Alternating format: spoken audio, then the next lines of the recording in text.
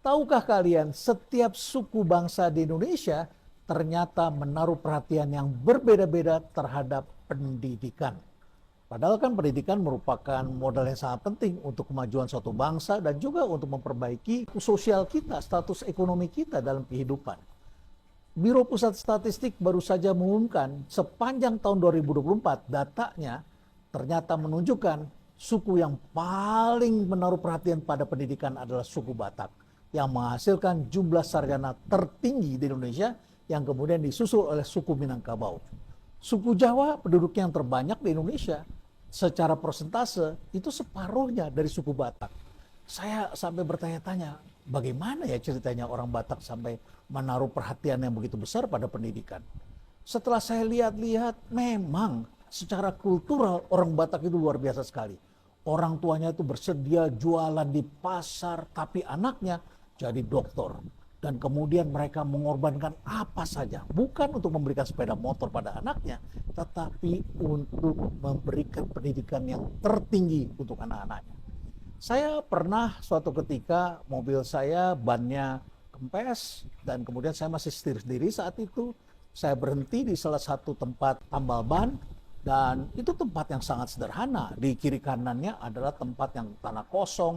Jadi ada bapak-bapak dengan keluarganya tinggal di situ dan membuka usaha tambal ban. Ramah sekali dia menyambut saya dan saya dipersilahkan duduk di dalam.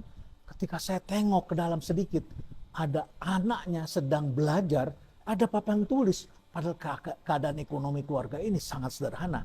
Ada papan tulis, ada lampu templok dengan bahan dari minyak tanah itu saat itu.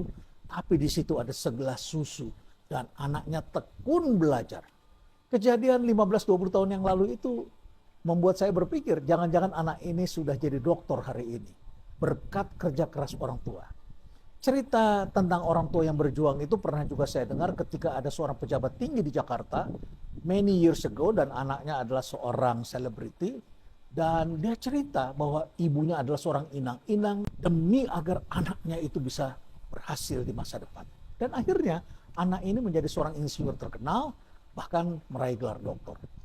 Dan di program dokter UI pada saat saya memimpin di sana, setiap tahun itu yang terbanyak mengambil program dokter memang adalah orang Batak.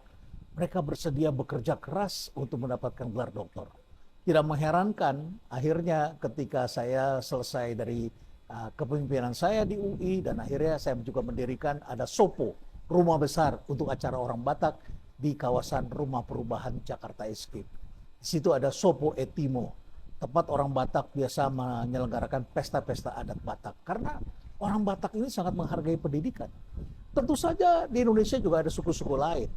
Dan saya ingin tahu mengapa suku-suku kalian itu menaruh perhatian yang berbeda-beda. Bisakah kalian menjelaskan kepada kami dan bagaimana caranya agar anak-anak muda pada setiap suku itu mempunyai akses pada pendidikan dan akhirnya bisa memperbaiki keadaan ekonomi keluarga. Bagaimana menurut pendapat kalian? Saya ingin mendengarkannya. Stay relevant.